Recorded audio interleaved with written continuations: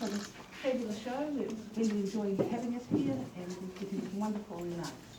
So I'll leave it to you. Thank you so much, Wendy. It's a pleasure to be here as one of your curators from Auckland Art Gallery, Toyo Tamaki, on the occasion of the opening of the exhibition Bare Truths by Ellen Wittenberg.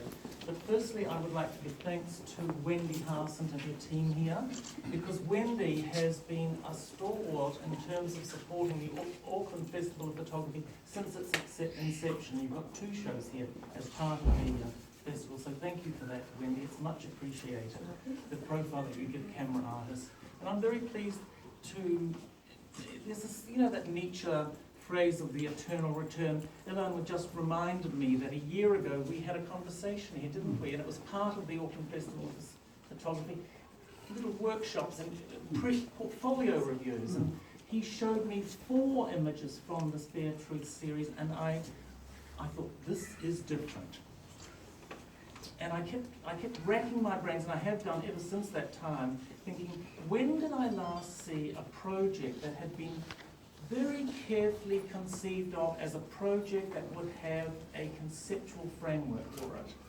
I think before he started it, he knew that he was going to be studio-based, that it was going to be black and white prints, that it was going to have complex lighting, the sort of lighting we see in early Brian Gray photographs with key lights and that sort of thing. A sort of lighting that you don't see in much studio photography nowadays. You've really trained well for that, because it's very difficult, that sort of lighting. It's the lighting that we can see in these photographs that actually gives a 3-dimensional sense of volume to the body. Bare truths, how can we say that in another way? It's like simple truths, it's like plain truths.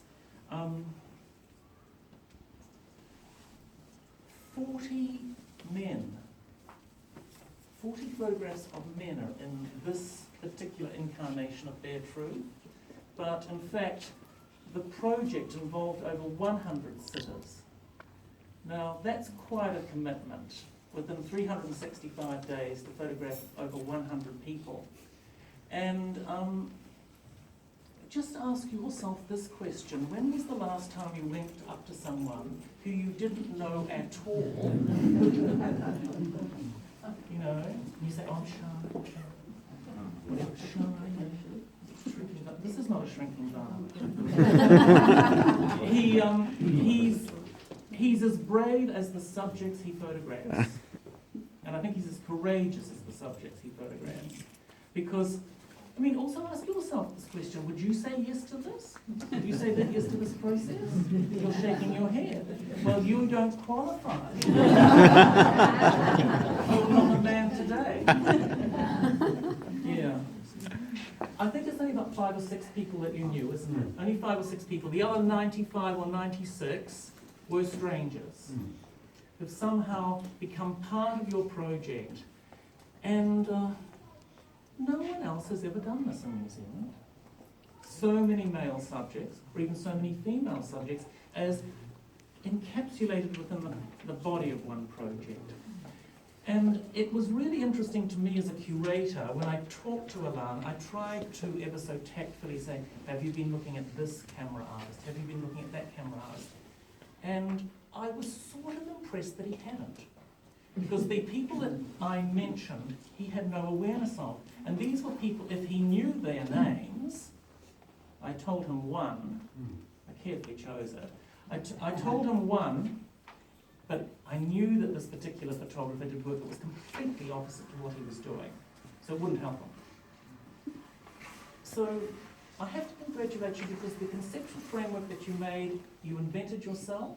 The process that you undertook, you made it a ambitious project. It wasn't a fluffy little bit of I can do it on a Sunday afternoon over 3 weeks. You had to dedicate a year to it. And it's not involved any money. You've gone up to the people and said, I will give a photograph to you. I don't want you to pay me anything. It's something from my own volition.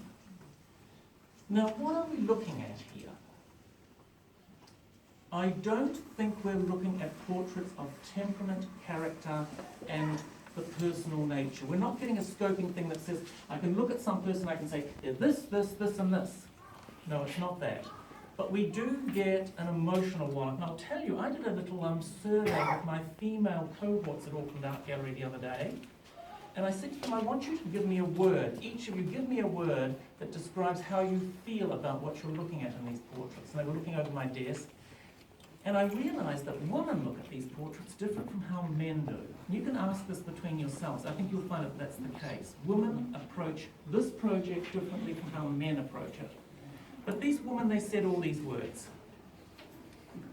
The figures express this. They express courage, they express candor, they express confidence, they express vulnerability, they express directness, they express masculinity, and my word is this word. Apparently I said to Ilan, and he reminded me that I said it, speak memory.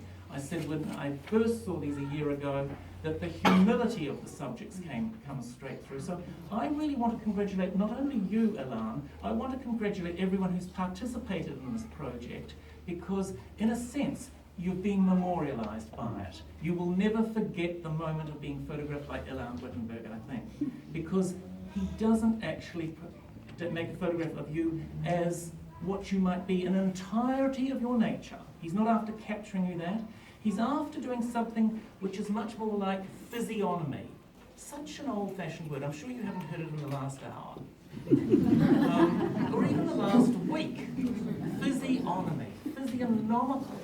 Somatic. The scars, the tattoos, the body emendations, the shifts in skin tone, all of the things that are really tantamount to signals of our own personal vulnerability. There's signatures in these images.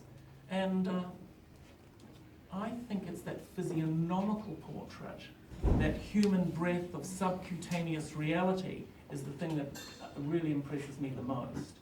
So this is a first for Auckland, it's a first for New Zealand, and I'd like us all to join hands and congratulate Ilan Wittenberg.